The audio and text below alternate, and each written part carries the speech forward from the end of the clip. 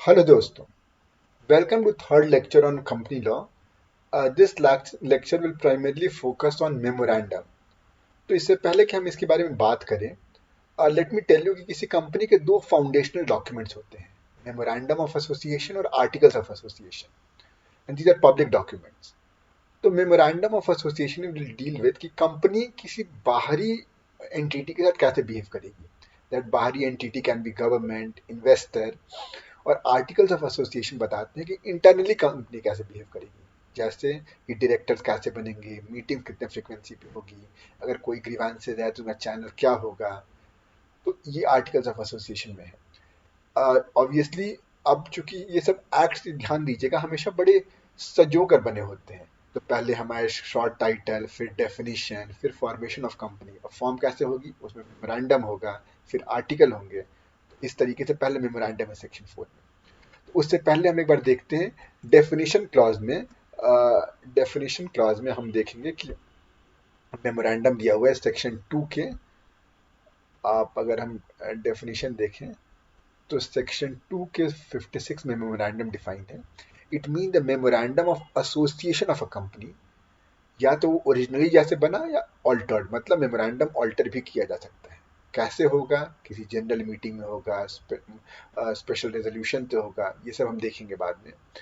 In pursuance of any previous company law, चाहे वो 1956 act में बना हो या उससे पहले या दिस एक्ट. अब मेमोरेंडम के बारे में डिटेल डिस्कशन सेक्शन 4 में है. तो सेक्शन 3 हमने देखा था फॉर्मेशन ऑफ कंपनी, 3 तरह की कंपनी होती है. अब सेक्शन 4 आता है मेमोरेंडम. तो इसमें 6 चीजें इंपॉर्टेंट है. 6 क्लॉजेस. पहला, नेम ऑफ द कंपनी. अब नेम के क्या क्राइटेरिया है वो तो हम सब सेक्शन 2 में देखेंगे. लेकिन उसमें इंपॉर्टेंट बात यह है कि नेम के सफिक्सेस 3 तरह के हो सकते हैं. या तो लिमिटेड, प्राइवेट लिमिटेड या ओपीसी. वो बताएगा कि क्या वो पब्लिक कंपनी है या प्राइवेट लिमिटेड है या 1% कंपनी है. जैसे भेल में भारत हेवी इलेक्ट्रिकल्स लिमिटेड है, प्राइवेट लिमिटेड नहीं है. उसी तरह इट नीड, अच्छा दोस्तों ये ध्यान रखिएगा, पब्लिक लिमिटेड मतलब गवर्नमेंट कंपनी नहीं होता है. जैसे रिलायंस इंडस्ट्रीज लिमिटेड होता है, इट्स अ प्राइवेट कंपनी लेकिन फिर भी वो it's a public limited company. तो उसी तरह wealth wealth directors portfolio private limited हो सकता है. ओपीसी वैसे, अब सवाल ये आता है कि हमने डॉट ओपीसी की कंपनी नहीं सुनी है. क्यों? क्योंकि मैंने पिछले लेक्चर में बताया था, जनरली अगर सिंगल पर्सन खोलना है तो हमारे देश में क्योंकि ईज होता है प्रोप्रिएटरशिप बनाते हैं, फिर पार्टनरशिप. और पार्टनरशिप बनाते वक्त ही कंपनी अगर इतनी बड़ी हो जाती है कि उसके बाद सीधे उसको प्राइवेट लिमिटेड बना देते हैं. बट ओपीसी का भी प्रोविजन है यहाँ पर. अच्छा, क्वेश्चन ये आप एक पूछ सकते हैं कि ये क्यों बताया गया कि आपको लिमिटेड रखना है, प्राइवेट लिमिटेड रखना है, ओपीसी रखना है. क्योंकि एक कंपनी लॉ सिर्फ ईज ऑफ डूइंग बिजनेस पे फोकस ना करता है, जबकि इन्वेस्टर प्रोटेक्शन पे फोकस करता है. तभी आप देखेंगे हम बाद में इन्वेस्टर प्रोटेक्शन के लिए सीएसआर है, डिस्क्लोजर है. तो अगर किसी कंपनी के एंड में लिमिटेड लगा है तो मुझे ये मालूम है कि ये पब्लिक लिमिटेड कंपनी है.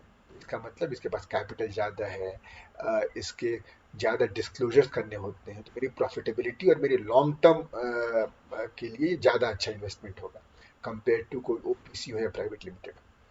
तो ये आप कॉन्शियस डिसीजन एक इन्वेस्टर ले सके उसके लिए एक रखना जरूरी है. दूसरा क्लॉज है स्टेट, जहाँ पे वो कंपनी रजिस्टर्ड है. तो हम बाद में देखेंगे आरओसी होते हैं, registrar of company. Generally her state में एक होते हैं, बट आई थिंक यूपी और महाराष्ट्र में दो तो हैं. जैसे यूपी में एक आरओसी कानपुर और एक कोई और है. उसी तरह महाराष्ट्र में एक आरओसी मुंबई है और एक आरओसी दूसरे का नाम मुझे नहीं याद है. अगर आपको मालूम होगा तो आप कमेंट सेक्शन में बताइएगा. तो अब इसमें क्यों क्यों ये इंपॉर्टेंट है? क्योंकि अगर कोई एक रजिस्टर्ड ऑफिस होना जरूरी है. नहीं तो आप ब्रांच ऑफिस तो कहीं भी खोल लें और उसको बंद करके आप चल जाएं, तो जो इन्वेस्टर जिसने आपने इन्वेस्ट किया था उसको तो लॉस हो जाएगा. तो इसलिए एक रजिस्टर्ड ऑफिस होती है जहाँ पे आपके डॉक्यूमेंट्स रखे जाते हैं, जहाँ पे इनफैक्ट अगर आप ये पढ़ेंगे सीपीसी वगैरह में कि जो कंपनी जो केस होते हैं तो उसमें where the company carries on business उसमें क्लॉज होता है, तो वो रजिस्टर्ड ऑफिस माना जाता है. ब्रांच ऑफिस भी कुछ केसेस में हो सकता है, वो सब सीपीसी में हम देखेंगे बाद में. तो अब आते हैं यहाँ पे स्टेट जहाँ पे कंपनी रजिस्टर्ड है. ये चेंज हो सकता है, ये आप ट्रांसफर हो सकते हैं एक आरओसी से दूसरा, वो भी हम बाद में देखेंगे कैसे और कब. तीसरा, object. This is a very important clause. एक मेमोरेंडम उस कंपनी का ऑब्जेक्ट होता है, वो कंपनी किस चीज के लिए बनी है, and that object must be very specific. नहीं तो हो सकता है वो मेमोरेंडम एक्सेप्ट न करा रही। अगर मैं ये लिख दूं कि माई कंपनी, अगर मैं ABC limited private limited form कर रहा हूँ, एंड दिस हैज टू, मुझे बताना पड़ेगा this has to make wooden furniture, पहले फर्नीचर बनाए और वुडन फर्नीचर। तो अगर जो प्रोस्पेक्टिव इन्वेस्टर है, और सपोज आपने एक कंपनी बनाई, आपने उसमें लिखा कि this my company XYZ limited will make plastic furniture, तो आप बताइए कोई इन्वेस्टर को मालूम है ना कि हाँ भाई किस कंपनी में इन्वेस्ट करने पे ज्यादा फायदा होगा। तो इसलिए ये बताना जरूरी होता है। अगर मैं जनरल लिख दूंगा this is a company dealing with would products, it's a very generic object, हो सकता है आरओसी को एक्सेप्ट ना करे, कर भी ले। दिस इज मतलब ये तो आपके आर्ग्यू करने पे होता है, बट जनरली स्पेसिफिक रखना होता है। तभी तो फिर इसमें बाद में पढ़ेंगे डॉक्ट्रिन ऑफ अल्ट्रा वायर्स। अगर कंपनी अपने जो स्पेसिफाइड ऑब्जेक्ट है उससे बाहर चल जाए, जैसे आप ये देखिए डिटेल की, object for which the company is proposed to be incorporated and any matter considered necessary in furtherance thereof। तो अगर मैं वुडन फर्नीचर की कंपनी बना रहा हूँ, तो उसके साथ में मैं कोई लकड़ी काट, मेरी एक ब्रांच होगी जो कि वुड को ट्रांसपोर्ट कर रही होगी या कोई काट रही होगी, तो उसको मैं आर्ग्यू कर सकता हूँ कि भाई it is necessary for furtherance of the object. लेकिन अगर मैं ट्री से वुड काट के लॉग ऑफ वुड बेचने लगूं, that is not my object. तो तब डॉक्ट्रिन ऑफ अल्ट्रावायर्स लगती है, वो हम बाद में देखेंगे। It's a very important doctrine. अब लाइबिलिटी, चौथी बात उसमें होगी लाइबिलिटी। तो जनरली हमने पिछले वीडियो में भी देखा है कि company can be unlimited liability, और अगर लाइबिलिटी है तो लाइबिलिटी लिमिटेड बाई गारंटी या liability limited by shares. India में 99.9% companies are limited by shares. तो इसमें क्या होता है, तो ये बताना होगा कि अगर लिमिटेड बाई शेयर है तो लाइबिलिटी ऑफ मेंबर जो होता है it is limited by the unpaid amount on shares.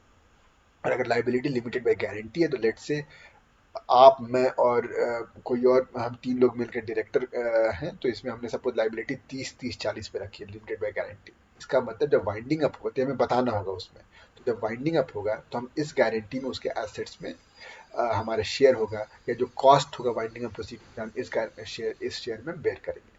वो यहाँ पे ही लिखा हुआ है। अब आते हैं अगर शेयर कैपिटल है कंपनी के पास, तो हमको शेयर कैपिटल भी बताना होगा, और उसमें हमारे इंडिविजुअल शेयर्स कितने हैं।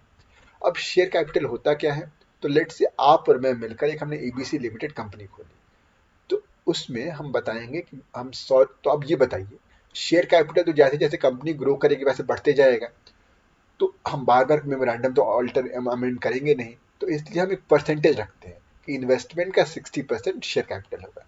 लेट से आपने और मैंने मिलकर 100 रुपया इन्वेस्ट किया, तो 60 रुपये उसका शेयर कैपिटल है, मतलब 60 रुपये के शेयर इशू हो सकते हैं।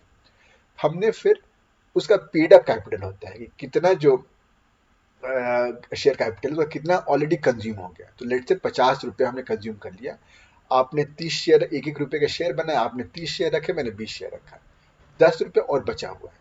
अब बाद में हम इसके शेयर इशू करा सकते हैं, और शुरू में 40 बचाया था उसको भी बाद में हम शेयर कैपिटल में ला सकते हैं, लेकिन जनरली वो लाते नहीं है, वो कुछ कंटिजेंसी के लिए रखते हैं कि बाद में हमारे पास कुछ रिजर्व्स रहे अगर कुछ खुदा न खास्ता कुछ गड़बड़ हो जाए तो।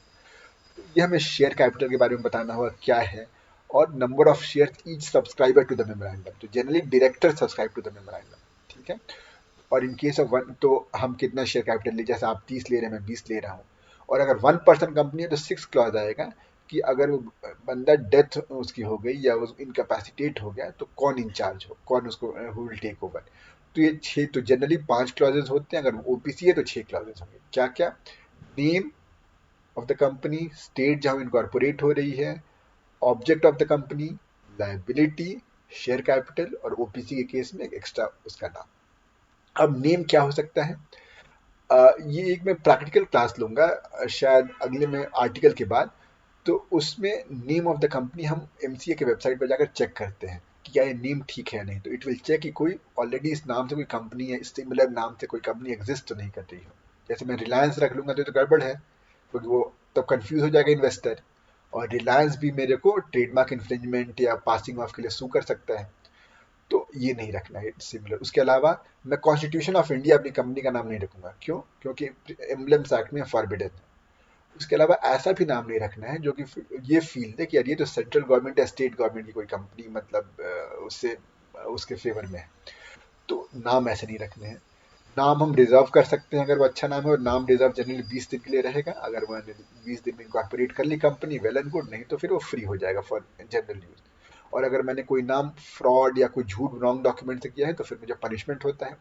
पिछले लेक्चर में मैंने बताया था कि कंपनी लॉ में सिविल पनिशमेंट की बात होती है, तो 1 लाख की फाइन और इन सब की बात हो रही है अगर ऐसा हो गया तो। और अगर कंपनी इनकॉर्पोरेटेड है तो फिर आपको 3 महीने के भीतर हटाना होगा वो नाम, अगर उस आपने वो नाम गलत डॉक्यूमेंट से पता कर लिया। तो ये रही हमारी सेक्शन 4। अब इसके बाद जो सेक्शन 5 है, it deals with articles of association, वो हम अगले लेक्चर में देखेंगे। और उसके बाद हम एक प्रैक्टिकल क्लास करेंगे जिसमें हम एमसीए की वेबसाइट पे मास्टर डेटा में दिखाऊंगा कि कहाँ रजिस्ट्रार ऑफ कंपनी क्या है, रजिस्टर्ड एड्रेस क्या है, कितने शेयर कैपिटल से कंपनी खुली है, और एक रन सर्विसेज प्रोवाइड करती है एमसीए जिससे आप नेम ऑफ कंपनी चेक कर सकते हैं। दोस्तों, आई होप आपको ये लेक्चर समझ में आया होगा, अच्छा लगा होगा।